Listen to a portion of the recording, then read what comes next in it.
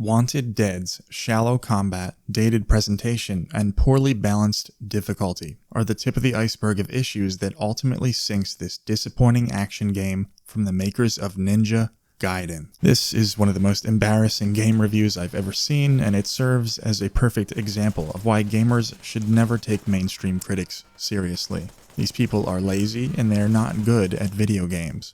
And I'm not trying to say that you need to be some kind of super player or speedrunner or whatever in order to have a relevant opinion, but you should at least be willing to learn how to play the game before you embarrass yourself like this, especially when collecting a salary from such a wide-reaching publication as IGN. It is truly impressive how he can write with such an authoritative voice while essentially having no idea what he's talking about. The critic behind this review states in the very first sentence that Ninja Gaiden Black is his favorite action game of all time. And I'm gonna call bullshit here, because a person who is good at Ninja Gaiden would realize straight away that this game isn't bad, and that there is probably a bit more going on beneath the surface. But this guy clearly just couldn't be bothered to look. Contrary to what this IGN writer would have you think, Wanted Dead is most certainly not a 4 or anything remotely close to a 4, and the real story is that it's actually one of the best action games in recent memory. Make no mistake, this game is fairly unique and there is a learning curve. It's definitely not a game I would describe as easy. There really isn't anything else that quite plays like this, and it does take some time to come to grips with what the game expects from you. But if you're willing to put in that time and a little more effort than the average game journalist, you can unlock one of the most rewarding action experiences you've had in years. Wanted Dead is a 2023 third-person action game. You play as an apparent war criminal named Hannah Stone, who had been imprisoned for unspecified crimes, and her sentence is then commuted when she agrees to be part of some elite police force in Hong Kong, something like that. The story doesn't really matter, though it is decent enough, and its characters and cutscenes are fairly enjoyable. Regardless, I'm not going to talk about the story. Wanted Dead combines melee combat and third-person shooting, and I'd say it does it more successfully than perhaps any other game I've ever played. It really is very close to kind of a perfect 50-50 between the two, where both methods of attack are equally useful and both feel awesome to engage with. The player has a little room to prioritize either one based on preferred playstyle, and you can be successful prioritizing either one to an extent, but the game is balanced in such a way that forces the player to use both. And Wanted Dead is most effectively played and is at its most fun when shooting and melee are employed fairly evenly. Like I was just saying, the game forces you to engage with both modes of attack, and this will be apparent to the player early on.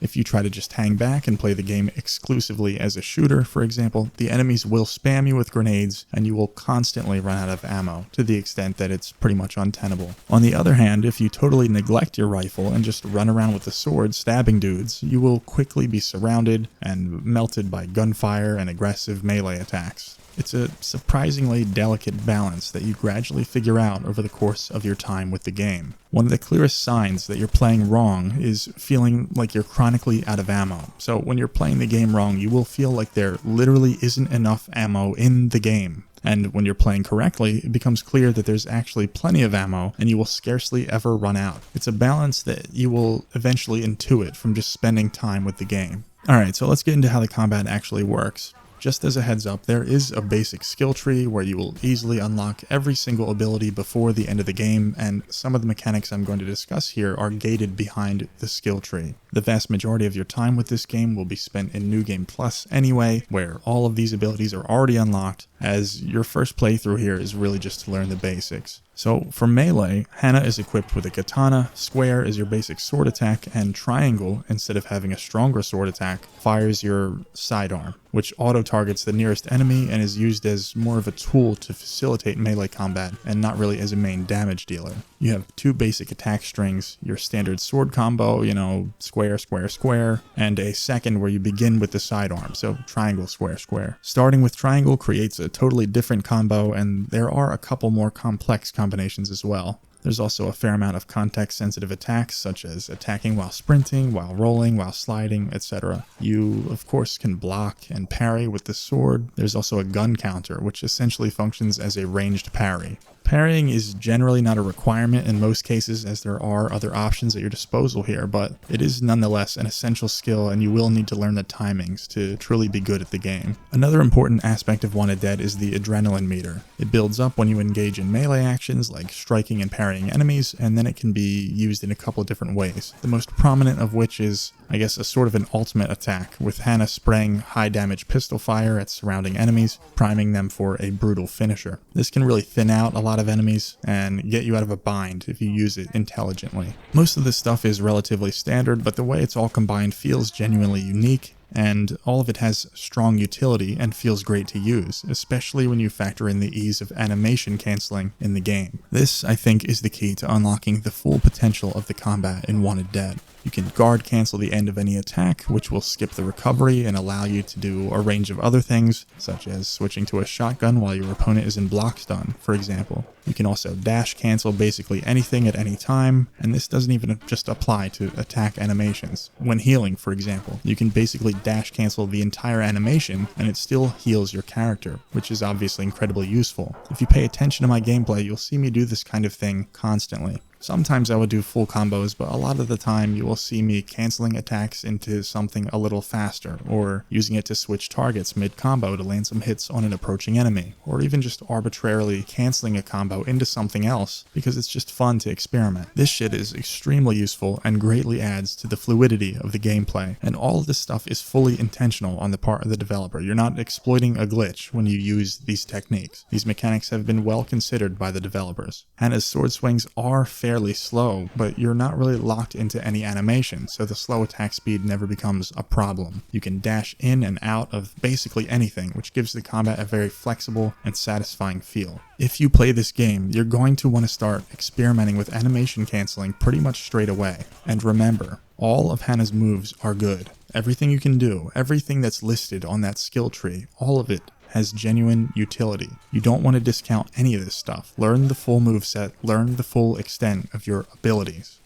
Alright, so let's talk ranged combat. Hannah is equipped with her main assault rifle, which the player can customize with different parts according to personal preference, which is a nice touch. This is the workhorse weapon that will be used for much of your ranged combat. You can also carry a secondary weapon scavenged from the battlefield. These include machine guns, shotguns, SMGs, and grenade launchers. The SMGs kind of suck, but all the others are quite good, and some really excel in certain situations. There are also hand grenades, which are an extremely important part of Hannah's kit. The player can carry 5 frag grenades and 5 incendiary grenades. Both types are very effective and can have very different use cases depending on your playstyle or the situation at hand. For example, incendiary grenades create kind of a lingering wall of fire, and this can be used to isolate a more dangerous enemy while you quickly dispatch the more typical soldier types. Definitely do not underestimate the power of the grenade in this game. Using your grenades precisely, saving them for the right moment, can make a lot of difference in how combat scenarios play out. Moreover, your grenades are refilled at each checkpoint, so figuring out the best moment to use each of your 10 grenades in each little segment between checkpoints is kind of a little metagame in itself. An important thing to point out is that your ammo is also fully refilled at each checkpoint. So if you pick up a shotgun with 2 rounds in it, you will automatically receive full ammo for that shotgun a couple minutes later when you hit your next checkpoint. Managing ammunition is challenging at first, but it becomes pretty much automatic over time.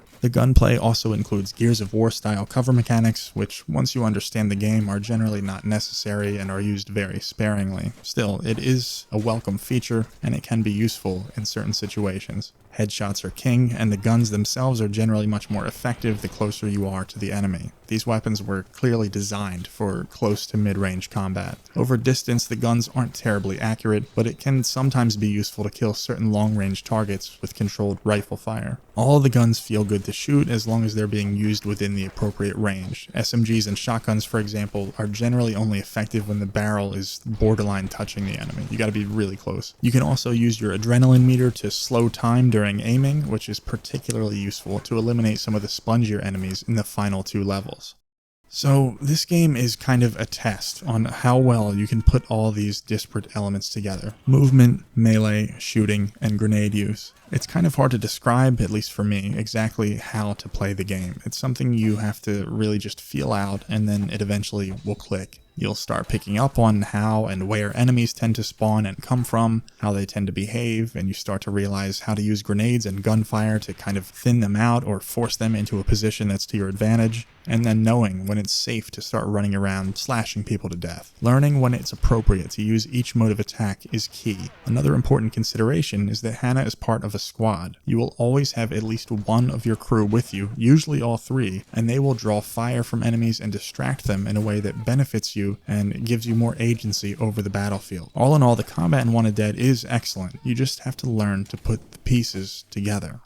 Okay, so as much as I love the game, it is not perfect, and I want to offer an honest critique, so I will mention a few things I took issue with. The actual layouts of the levels I think are good at facilitating fun and challenging gameplay, but it does have a touch of that kind of like Tamsoft-esque middleware blandness in the world design, but it's not flagrant, just a little bit. I actually enjoy the look of the game for the most part. Its 5 levels are quite varied in terms of both visual design and encounter design. Enemy variety is modest but well utilized, not a whole lot to complain about where it really matters. In terms of performance, I play on the PS5 and 95% of the time it runs buttery smooth, but then this sort of bizarre slowdown will occasionally rear its head, seemingly at random, most notably in the first level. The game will completely slow to single-digit FPS for like 10 seconds, and then it will return to normal. Generally, I'll see this happen maybe 3 times in a playthrough of the game. I don't know much about game development, and I have no idea what could be causing this. And while it doesn't ruin the experience, it definitely is significant enough to warrant complaint. There is some jank as well in the enemy AI and certain animations, etc. You're not getting that pristine AAA experience that normies seem to always expect from every single game and tend to value so highly, but it isn't egregious and has virtually no effect on the fun factor of the game. Boss fights are mostly fine, except for the third boss, which can be completely broken by a couple of incendiary grenades. A couple of the boss fights also make it a little too easy for the player to use gunfire against them. I would prefer gun use to be restricted to smaller openings, so that the player would be forced to engage with the boss's movesets more fully. I do enjoy the boss fights, but I think this is the most obvious area that could be improved in a potential sequel. Certain enemy types in the game are slightly too spongy, but this is really only an issue in the final level, where the game throws tons of ultra tanky ninjas at you. If I made the game, I would have either reduced the number of these enemies in level 5, or reduced their total HP somewhat, as it does feel a little excessive. There are 2 unskippable minigames that occur between missions, which are fine in themselves and actually help to add personality to the game, but are an annoyance on repeated runs. There's one before level 3 where you pretty much have to just put the controller down and do something else for a couple minutes. I really wish you could just skip them when playing on NG+. Speaking of minigames, there are 2 minigame related trophies that are so absurdly difficult and so far removed from the actual gameplay that I'm convinced the developer is outright trolling its fanbase. It really pisses me off that I'll most likely never get the platinum trophy and I'll be stuck at 93% or whatever until the end of time. I really want to stress to you that absolutely nothing I've said in this section should deter you from buying this game. All of it amounts to little more than nitpicking in the grand scheme of things, and if the game looks fun to you and you find what I've said to be interesting, you shouldn't hesitate to buy it. So, does this look like a 4 out of 10 to you? Of course not. Look how fucking awesome it is. I don't even think I've mentioned all the sick kill animations you've been seeing. This is essentially the glory kill mechanic from Doom 2016. You press a couple buttons when a low health enemy is indicated on screen, and then Hannah will perform one of like 50 or something different brutal executions on your target. It doesn't slow the pace at all, and it honestly never gets old, even after watching them hundreds of times. By the way, all the gameplay footage in this video was played on Japanese hard mode, the highest difficulty setting in the game. A full run of which only takes me around 2 hours, and I've even done it without dying. This is clear evidence that the combat mechanics are not only sound, but are actually extremely tight and intelligently constructed. It's true I've played the game for more than 60 hours at this point, and I'm quite good at the combat, but I had it mostly figured out in less than 10 hours, and I was essentially a pro in less than 20. And I'm not like really good at video games. Trust me, I'm above average at best. I need to put in a lot of effort to be really good at a specific game. I'm not naturally great at games like some people are. Wanted Dead really isn't as hard as it seems to be initially. It just takes some effort and experimentation. Play through a few levels, try to implement some of the things I've mentioned here and see how it goes. Watch speedrunners or whatever and try to pick up on some of their techniques. Do whatever you need to do. This game is worth the effort. The comfort zone of the average person is far too narrow, and it is simultaneously all-encompassing. Not all games play the same, and nor should they. People today are just so quick to dismiss a game purely because it's not exactly the same thing as all the other games they like. Wanted Dead is a heroic achievement for action fans, and it really deserves more players and more praise. The IGN writer didn't give this game a bad score because it's a bad game. He gave it a bad score because he didn't know how to play and he couldn't be bothered to learn. And that's what this all comes down to. Never trust IGN or similar large publications, and don't put too much weight on reviews in general. No review is truly authoritative. Something that people don't seem to understand is that a review is not a measure of the objective worth of a video game. It is merely a single person's opinion. And more often than not, this person's opinion shouldn't be trusted. Buy Wanted Dead, and thank you for watching.